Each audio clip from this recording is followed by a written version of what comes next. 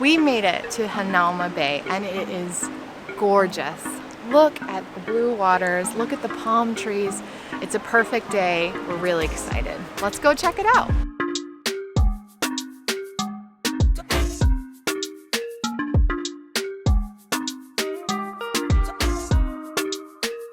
And if you're wondering what to pack, here's Lisa's packing tips. Lisa's packing tips.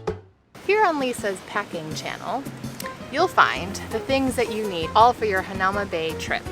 First things first, snorkel gear. Hanauma Bay is currently renting out snorkel gear, or you can even buy some from the nearby store for like $10 or $15. ABC store sells them for like $15, for example. Luckily for us, we have some friends with some gear that we could borrow from. Next up, don't forget to pack a lunch. Now the snack shop is open and they do sell things like hot dogs and burgers, but they're incredibly overpriced. We stopped at the ABC store on the way here, got a couple of Spam musubis, and a couple of sparkling waters. Most importantly, don't let Josh pack the lunch. Josh is in charge of packing lunch today. What you got? For some reason, Lisa thought that I might have bought too many green beans, but I disagree. Are these even clean? You don't wash them? I packed lunch today. Whatever. Next up, don't forget to bring sunscreen. If you're like us and you have a lot of friends that come and visit you in Hawaii, they'll bring you tons of sunscreen. You'll never run out. The important thing to do before you come here is make sure that you bring reef safe sunscreen. You definitely want to make sure that the sunscreen that you're using does not harm the reef that you're about to go swim in. Definitely don't forget to pack a towel. And if you're not already wearing one, a swimsuit. Thanks for joining us on Lisa's Packing channel.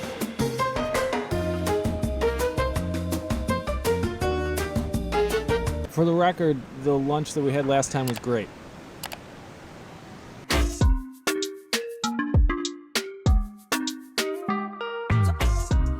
Let's talk logistics for just a second here. So, driving here, no problem, it's pretty fast. It's about 30 minutes from downtown, about 25 from Waikiki. The reservation system seems to be not fully done. All good to go, we got 2 tickets. Place our order. Hello? Place our... Ah! I don't... Or maybe most people aren't making reservations. What we found when we got here is that most people in line were just people who drove up and just said, I don't have a reservation and I'm just gonna wait in line until there's some extra spots. Now what was interesting is at the 12:30 slot that we booked, when we booked it, there were 20 open tickets. And we booked 2 of them, and then the other ones were gone almost immediately after we were done booking. But we were the only people at 12:30 who were actually here with a reservation. It's so much less crowded than before. So what that means is that your chances of getting in without a reservation are actually pretty good. The line was about 30 or 40 people deep by the time we actually were let in with our reservation. We were let in first because we had one, and then everybody else came in behind us. It seems like it's in this weird middle ground because the reservation system doesn't actually require you to spend any money to actually reserve your spot, that people are just kind of reserving willy-nilly as many tickets as they can get, and as a result of that, a lot of them, it seemed like almost all of them, are just not showing up at all.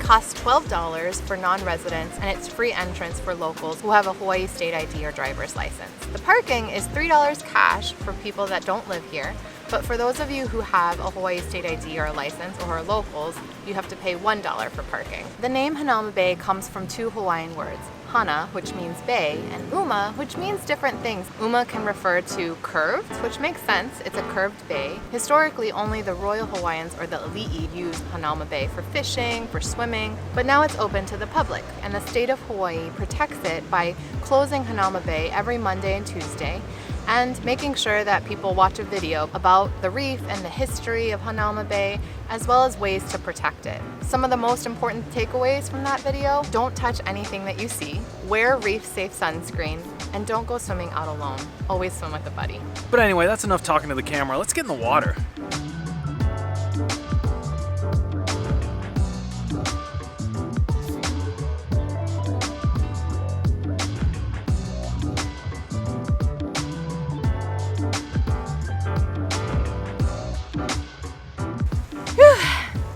just got out of the water and... Mongooses got into our food! What? No! What happened? They ate half of my spam musubi! Look at that! We were coming out of the water and we saw these two little mongooses. I didn't believe it, but as we were coming in, Josh was like, oh no! I thought something was missing and there were two little mongooses just eating away. So if you pack a picnic, definitely make sure to zip up everything. We did zip it up! We zipped it up and they just opened it. They're smarter. They're like the velociraptors of tiny animals. Or make sure that you eat your spam musubi before you go in the water, like me. I see you. Don't think I don't see you, because I do see you. That's right. This is why everybody's setting up on the sand and not on the grass, I think, is that these mongooses are pretty aggressive and they're definitely pretty used to eating people food. I don't think it's healthy for them, but they're very interested in it. And they're very bold. Monsters is what they are. I swear. We just got out of the water and man, that was really, really cool. Absolutely spectacular. We saw a lot of cool fishes. I'm pretty sure I saw Hawaii state fish. The humu humu nuku nuku apua'a. Try saying that even one time, slow, let alone 3 times fast. It's this colorful fish that has like puzzly looking pieces and the snout of a pig. I just like took my iPhone with no special case on it or anything and I just dipped it straight in the ocean and hit record. So we'll see how that footage turns out. I thought it turned out pretty good. But I think the bigger question is, will my iPhone turn on or charge ever again? Unclear on that. We'll give you an update next time.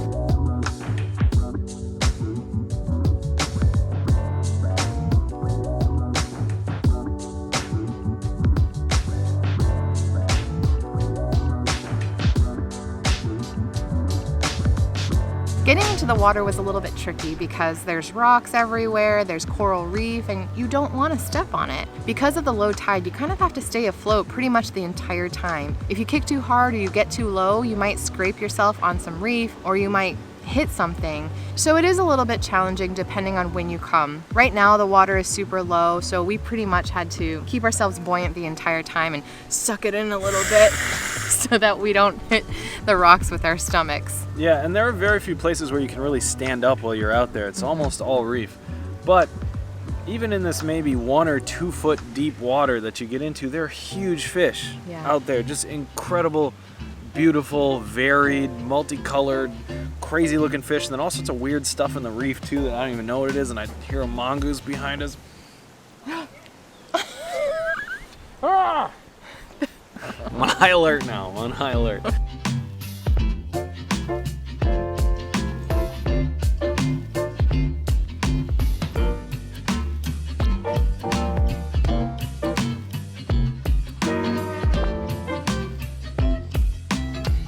I think if we did this again, we'd probably bring rash guards. I think that'd be really helpful because there are some points where it's almost inevitable that you kind of scrape up against the reef in some way, shape, or form. Flippers are probably honestly overkill for this place. You're not really going that far or that deep. Just some reef booties would be really, really nice to have out here. This place is incredible. Magical, almost. Definitely the area closer to the entrance is in where the big path right when you come in goes down and meets with the beach. That's the best area to go into. It's the sandiest, it's the deepest, and it gives you a chance to really see a large variety of fish and safely swim out into kinda deep water so you can see some of the bigger fish too. And for those of you who are not strong swimmers or don't particularly like snorkeling, Hanauma Bay is still a great place to just hang out for the day. You can pack a picnic, enjoy some time on the beach, and watch others snorkel and swim. And the best part is there's a tram here that you can take, and it's wheelchair accessible. A lot you can do here at Hanauma Bay, even if you don't like snorkeling.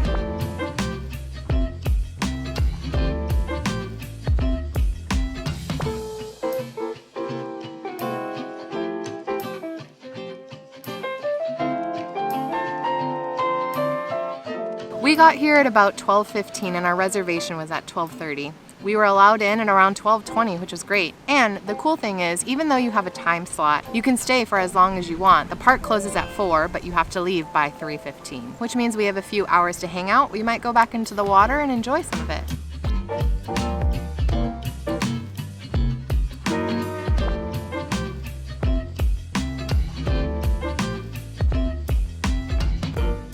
When we went into the water, one of the things that was most notable to me was looking at the reef. everything was brown. There are a lot of things that the city and the county of Honolulu are doing to preserve Hanauma Bay, and they made Hanauma Bay a marine life reserve in 1967. So hopefully with these efforts and the education that they're doing, this area will stay protected. So even more important, while you're enjoying the beauty of Hanauma Bay and all the marine life, definitely make sure that you're doing the things that you can to keep this area safe and to keep it enjoyable for everybody, including the marine life that live here, because we're borrowing it from them. I think without a doubt, this is on our must-do list when you come to Oahu.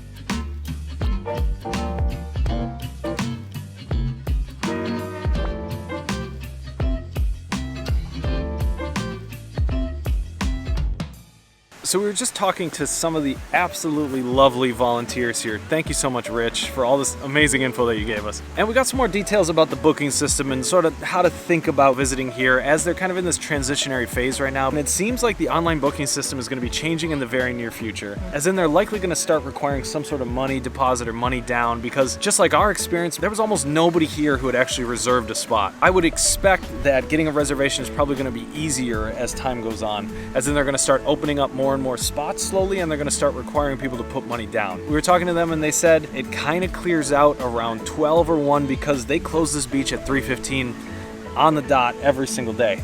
So if you know that you're only going to spend a couple of hours here, you'll probably have an easier chance of just showing up around 12 or 1 and getting in line if the parking lot's open and just trying your best at getting in. That being said, if you do want a guaranteed spot and you want to get in here and want to make sure of it, I would highly recommend making a reservation.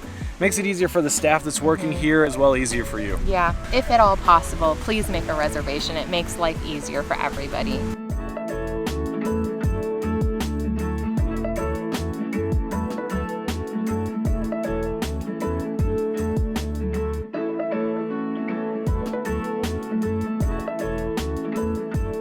To have a bay that's so symmetrical, so perfect, with such amazing snorkeling, beautiful blue waters every single day, and it's protected, as in the waves are just not that bad, and the fish just love living here. Treat it kindly, treat it with respect, and do the same for all the staff that works here. They're working hard every single day, and honestly a large portion of them are volunteers. It's a kingly place. I'm gonna go in the water. All right.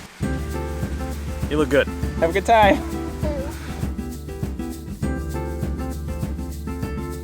I saw like 20 fishes, like 20 big fishes. The humu humu nuku nuku apua'a, like 3 of them. And then the big red and brown fish. And then the striped fish. And then the white fish. After checking out and snorkeling through all parts of the bay, I think the best snorkeling area is actually between the first 2 lifeguard stands. I said it. Do it. Your face looks good.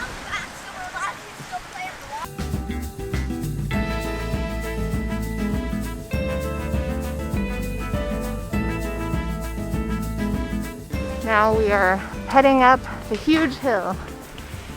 The tram's all full. It's about 3 o'clock and they're gonna start kicking people off the beach about 3:15, so we thought we might get a head start. I'm really sad that we're leaving. It was a really fun time. We spent like 2.5 hours here and I thought that was gonna be plenty. Went by like that. I think I could stay here for longer, even to just chat with our friends here. It's beautiful. Definitely come visit. Definitely make a reservation. What a perfect way to spend a day.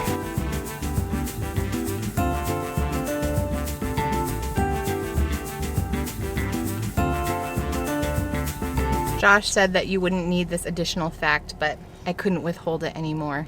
Did you know Hanauma Bay was created after volcanic eruption like 35,000 years ago? It's pretty cool, huh? Wow, so fascinating! Wow! Why don't you go eat a spam musubi, huh? Oh, mongooses! Bye!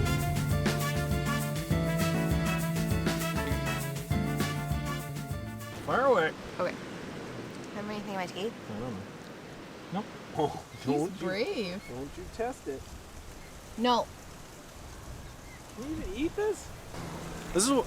Hold on, I'm not recording yet. Well, yeah, you Come are. in closer. Oh, oops. Could you move it less than 1 inch from my face, please? Or more than 1 inch from... It's like they don't know I'm serious. Or that they don't understand English. I don't know. One of the two. That was a dad joke if I ever heard one. But And the nuku nuku pu'a'a, the nuku nuku pu'a'a means The nuku nuku pu'ua pu'a pu'a. Oh, the Nailed it. What are you doing? I'm letting the mongooses know I mean business. Yes. He thinks I can't see him because he's being all low and sneaky beaky in the grass. I see you. Josh is trying to have a fight with a mongoose right now. I'm losing. There's like 3 of them. Our entrance into the water. Stay close to where the entrance is, as in where the ramp goes down. Are they over there? Yeah, he keeps coming. He keeps coming over, and every time he hears Josh's voices, he's like, "Bye." Yeah, because he knows what's up. Hi, kitty. What do you got to tell us? So many things to say.